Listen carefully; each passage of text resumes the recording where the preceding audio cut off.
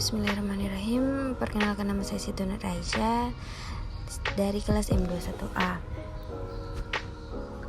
Di sini saya akan menjelaskan kasus masalah Freeport belum berakhir, ribuan karyawannya masih mogok. Jika para manajemen Freeport masih kokoh pada pendiriannya, maka karyawan Freeport akan melanjutkan pemogokannya sampai tanggal 15 Oktober sesuai dengan surat pemberitahuan mereka kepada aparat keamanan di Timika, Papua, sebagaimana dikatakan oleh Julie Paroragan.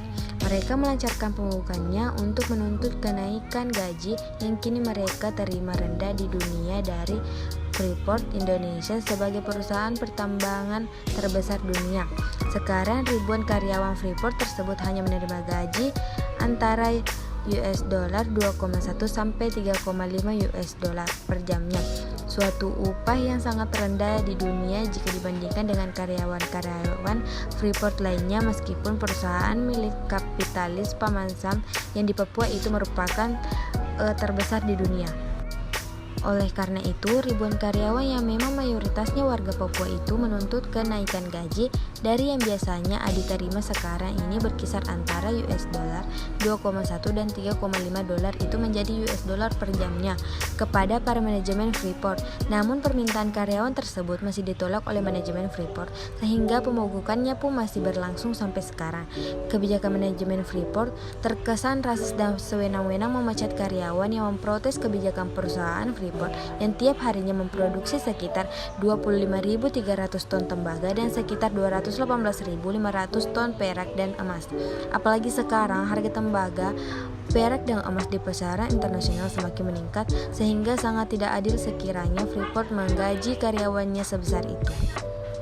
Selain itu, sesuai dengan aturan yang ada bahwa setiap karyawan yang menuntut haknya dengan berunjuk rasa termasuk mengadakan pemogokan yang berlangsung secara damai itu tidak dibolehkan segera di PHK dan diganti dengan karyawan-karyawan baru sebagaimana disebutkan oleh Julie Paroragan. Akan tetapi manajemen Freeport melanggarnya. Bahkan yang sangat mengecewakan dan menyakiti hati karyawan Freeport yang warga Papua adalah setiap yang di PHK segera digantikan oleh karyawan baru dari luar Papua. Adapun analisis kasus teori sistem, teori ini dikembangkan oleh Harold Coates yang dipahami sebagai suatu sistem terbuka yang memahami interaksi sosial sebagai fenomena sosial yang mempengaruhi diri kita baik langsung maupun tidak langsung. Adapun teori komunikasi internal dan eksternal turut mengambil peran dalam hal ini. Penjelasan tersebut memperkuat alasan kasus PT Freeport Indonesia di Papua memiliki kesalahan, yaitu kurangnya ikatan setiap karyawan PT Freeport Indonesia dari atas hingga bawahan keseluruhan mempengaruhi eksistensi organisasi. Dalam teori sistem sendiri memiliki 3 asumsi, yaitu yang pertama, organisasi terdiri dari bagian yang saling berhubungan yang akan membentuk totalitas kerja kedisiplinan. Dalam peraturan yang ada di perusahaan PT Freeport Indonesia hanya mementingkan hasil kerja yang baik tanpa memperdulikan kesejahteraan karyawan buruh.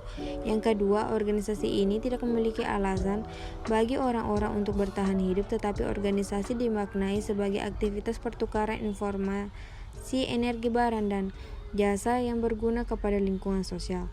Yang ketiga, organisasi berada dalam kondisi keseimbangan dinamis dan fleksibel atau adaptif terhadap lingkungan eksternal dan internal. Adanya keseimbangan mengikuti perkembangan zaman oleh PT Freeport Indonesia menjadikan gangguan yang terjadi pada lingkungan komunikasi organisasi. Teori klasik. Beberapa teori klasik yaitu teori organisasi klasik yang dipelopori oleh Max Weber, F. Taylor, dan Henry Fayol. Perspektif klasik muncul dan berkembang pada akhir abad ke-19 dan awal abad ke-20, memfokuskan bahasanya pada struktur ideal suatu organisasi, kontrol organisasi melalui hubungan atasan sampai bawahan, dan spesialisasi unit-unit dalam organisasi. Sorotan utama bagi perusahaan PT Freeport Indonesia teori klasik Henry Fayol dilihat dari 5 hal di atas. Kepemimpinan perusahaan PT Freeport Indonesia kurang memikirkan langkah ke depan, yaitu kurangnya kebijaksanaan dalam menggunakan komunikasi terhadap warga setempat, setidaknya menjaga citra baik warga Indonesia di mata negara, yang artinya kepemimpinan pembagian gaji yang selayaknya.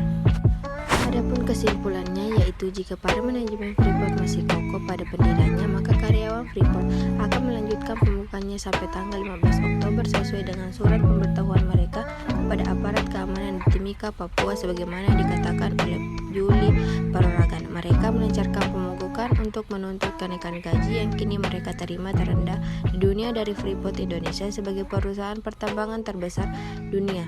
Sekarang ribuan karyawan Freeport tersebut hanya menerima gaji antara US dollar 2,1 sampai 3,5 US dollar per jamnya. Suatu upah yang sangat rendah di dunia jika dibandingkan dengan karyawan-karyawan Freeport lainnya. Meskipun karyawan milik kapitalis Paman Sam yang di Papua itu merupakan terbesar di dunia. Sekian, Assalamualaikum warahmatullahi wabarakatuh.